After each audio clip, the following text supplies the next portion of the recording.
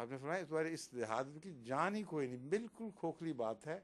جب تم اشتعال پیدا کرو گے تو آپس میں لڑو گے اور تمہیں سزا ملے گی اس کی. ایسا ہی ہوا ہے. وہ پھر خون خرابہ آپس میں کیا انہوں نے, اور مولوی کہتے دیکھو جی جہاد ہو رہا ہے. اس 100 سال میں حضرت مسیح صلی اللہ علیہ وسلم کی بات سے اب تک کون سا وہ سال گزرا ہے جس میں مسلمانوں نے انگریزوں سے لڑائی کی ہو اور جیت گئے ہوں, یہود سے لڑائی کی ہو اور آخری نتیجہ یہ نکلے کہ ان کی یہود کی زمینیں سکڑ جائیں اور ان کی پھیل جائیں. امریکہ سے لڑائی کی ہو. کوئی ایک غیر مذہب بتائیں جس سے مسلمان نے لڑائی کی ہو اور اسلام کے نام پر اسلام کی طاقت سے کی ہو اور پھر جیتے ہوں. ہاں, جہاں غیر کے اوپر جھک گئے, غیر قوموں نے اسلام کو استعمال کرتے ہوئے مسلمانوں کو کسی اور طاقت سے لڑایا اور پوری پشت پناہی کی, وہاں جیتے ہیں. اس کی مثالیں یہ دیکھ لیجئے افغانستان میں جہاد کا اعلان امریکہ سے ہو رہا تھا. یہ سعودی عرب کا اعلان تو کچھ بھی نہیں تھا, یا پاکستان کا اعلان. 100% امریکن دماغ, امریکن جرنیلوں کی پلاننگ اور ان کا روپیہ پیسہ, ان کے مہیا کردہ ہتھیار, ان کے میزائلز, یہ سارے تھے جو اسلامی جہاد کی پشت پناہی کر رہے تھے. میں اس لیے کہہ رہا ہوں کوئی دھوکہ نہ ہو کسی کو, ہم نے نکال دیا ہے. پشت پناہی کر رہے تھے. اور امریکی سیکرٹری آف اسٹیٹ سے ایک موقع پر, یا ڈیفنس کا جو سیکرٹری ہے اس سے سوال ہوا کہ آپ کو ابھی ویٹنام سے پورا سبق نہیں ملا, آپ نے کیوں نوز پوکنگ شروع کی, اپنا دخل اندازی بے جا مداخلت کرنی شروع کر دی ہے. آپ کو پتہ نہیں کہ رشیا کہہ رہا ہے کہ ہم اس طرح وہ حال تم سے کریں گے جیسے ویٹنام میں تم سے گزر چکا ہے, تم بھولو نہیں اس بات کو. تو جواب پتہ کیا تھا؟ ویٹنام میں اور افغان لڑائی میں جو ہم نے شروع کروائی ہے, فرق یہ ہے کہ یہ جہاد ہے, وہ غیر جہاد تھا. یہ ہولی وار ہے. تو ہولی وار ان ہولی لوگوں کی مدد کے بغیر ہو ہی نہیں سکتی. اور جتنی ہولینس تھی اس کی وہ اب پتہ لگ گئی. جب غیر نکل گئے تو تقدس بھی جو بنا ہوا تھا نا, تقدس, وہ غیروں کے نکلنے سے جو امریکہ بھی ودرا کر گیا اور روس بھی ودرا کر گیا. اب تقدس ابھرا ہے. وہ قتل عام کر رہے ہیں ایک دوسرے کا, وہ ظلم کر رہے ہیں کہ حد حساب نہیں ہے. اب اس کو دیکھ لیں آپ, اس کو یہ کہتے ہیں کہ یہ جہاد ہے.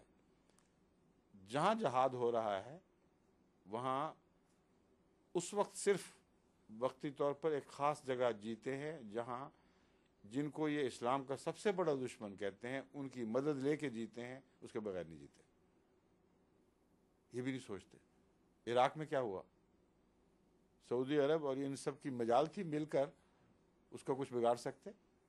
ساری امریکہ طاقتوں پر ٹوٹ پڑی ہے, تمام یورپ اکٹھا ہو گیا اور اعلان عام یہ کیا گیا کہ یہ ظالم قوم ایک ایسی اٹھی, ایک ایسا ظالم لیڈر اٹھے جو ہٹلر کو بھی مات کر دے گا.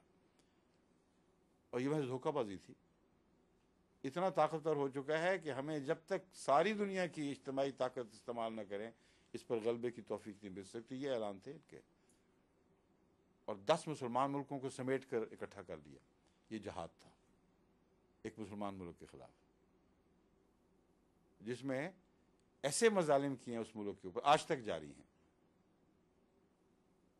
اور جیتے کس کی مدد سے؟ ان جن کو دشمن اسلام, انگریز, امریکہ, یورپ کی دیگر ممالک, اور اس سارے جھوٹ اور فساد میں ان کے ساتھ شامل رہے جو عراق کی طاقت کو بڑھا کر دکھانے میں ان کی مغربی میڈیا نے استعمال کیا, یعنی اخبارات اور ریڈیو ٹیلی ویژن وغیرہ نے. وہ پتہ کیا نقشہ کھینچتے تھے؟ بار بار ایک توپ دکھاتے تھے, بڑی لمبی توپ تھی, کہتے ہیں ہم نے تو ایسی توپ کبھی نہیں دیکھی. یہ توپ اتنے 1000 میل تک مار کرے گی. اب بتاؤ یورپ تمہارا کیا حال ہوگا؟ وہ توپ کہاں سے بنی تھی؟ انگریزوں نے اسمگل کروائی تھی وہاں، اس کے پارٹس کٹے ہو رہے تھے، ایک توپ۔ اور ایٹامک بامز اور ایٹامک بامز کے کیریئر میزائلز وغیرہ وہ دنیا کے ہر جگہ، ہر کونے، ہر چپے پر نشانہ بنا سکتے ہیں، لیکن لرزا رہے تھے اہل یورپ کو کہ اب بتاؤ ہم کیا کریں، مجبور نہیں ہو گئے ہم، توپ بن گئی ہیں، اور بنی بھی نہیں۔ اس کے جو پرزے تھے زائد، جس کی ضرورت وہ روک لیے تھے انہوں نے، صرف وہ نالیاں مہیا کی تھیں اور بڑے پیسے لیے تھے اس کے۔